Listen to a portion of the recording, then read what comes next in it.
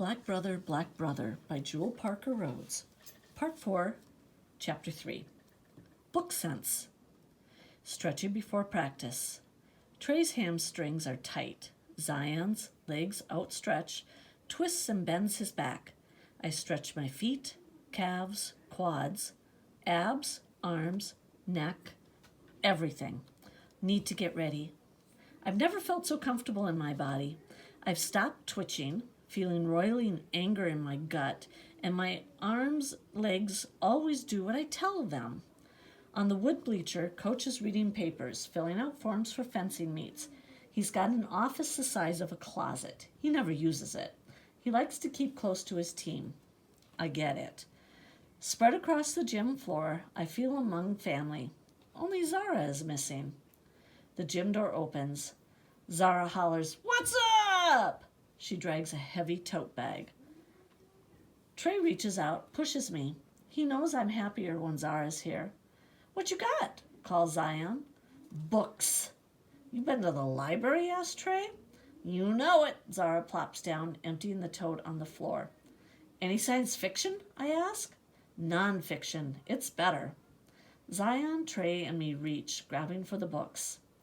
Olympic fencing has a post-it note sticking out.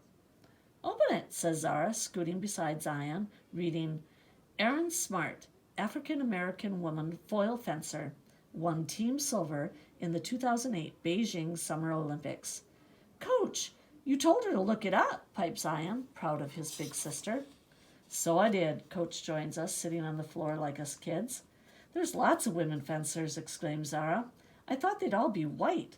"Mostly, but not all. There's Ibtihai Muhammad, she's Muslim American, and fences in jihad. She won team bronze in the 2016 Rio Olympics," adds Coach. Ibtihai trained with Peter Westbrook. So did Erin Smart. He's in his book. Zara slides over, Harnessing Anger, the Inner Discipline of Athletic Excellence. The book's title alone makes me think I'd understand Mr. Westbrook. He'd understand me. I glance at Coach. His expression's grim. "Westbrook's a 6-time Olympian," pipes Zara. "He's got a foundation in New York, trains thousands of inner-city kids." "You mean I didn't have to come to Boston to fence?" I joke. Coach smiles slightly.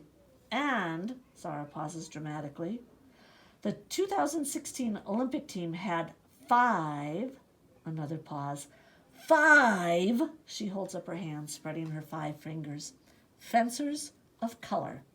Gleeful, Zara reaches into her tote and pulls out a magazine. The librarian let me borrow her copy. She flips to another post-it note. "Wow. Oh, wow." I'm stunned. All of us are thrilled. We lean closer. 5 faces of color. 2 girls, 3 guys. Ibtihai Muhammad, Nazigha Prescott, and Daryl Homer, all trained with Westbrook. Jason Pryor is from Ohio. Miles Chamley Watson is biracial and British and American. Amazing. Trey's fingers lightly touch the photos. "This could be any one of you." "Or you, Trey," I say. "I told you," Coach murmurs. "All of you belong in fencing." "Why around here are fencers mainly white?" asked Trey. "Racial bias, but class bias too. Public schools don't offer fencing. Private schools do. Like lacrosse. Trey and me never knew the sport existed until we started private school." "Yeah, like water polo too," Trey nods. "Segregated pools kept generations of inner-city kids from swimming," adds Coach. "I still don't know how to swim." Nobody says anything. Then Zion whispers, "Zara and me can't swim." "Trey and me can't either. Not many pools in the city." "Ball sports are cheaper," mutters Trey. "I go to private school now, but I grew up playing ball." We're all quiet again, even Coach. "It's not fair," Zara complains. "Everyone should have a chance to play sports. All kinds of sports. Money and skin color shouldn't matter." "You know what else isn't fair?" Zara taps the cover of The Three Musketeers. "Alexandra Dumas." Who? I blurt. One of the most famous authors ever. Trey elbows me. Dante, don't you remember? All for one and one for all? That's him? This Dumas guy? Not Mas, but Dumas, a black Frenchman. Whoa, I explode. In movies, on TV, musketeers are always white. I know, but Dumas was writing about his dad. Zara slides over another book, The Black Count by Thomas Rice. Dumas' dad was the greatest general in Napoleon's army. We all stare.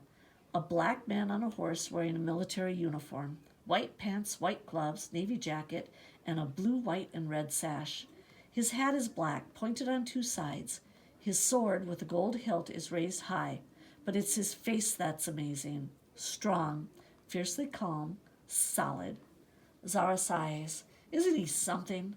In The Three Musketeers, the scene where D'Artagnan fights all the musketeers at once is based on Dumas' dad. For real. And look, the subtitle, Glory, Revolution, Betrayal, and the Real Count of Monte Cristo. What's that mean? Asked Trey. Coach speaks, soft. The Count of Monte Cristo, another great Dumas book. An innocent man is betrayed, accused of treason, imprisoned, and after many long years escapes. Napoleon, jealous of General Dumas, sent him to jail. My back straightens.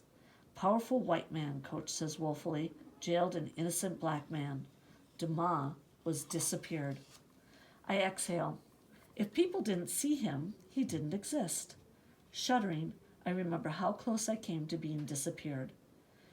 General Thomas Alexandre Dumas was forgotten, answers Coach.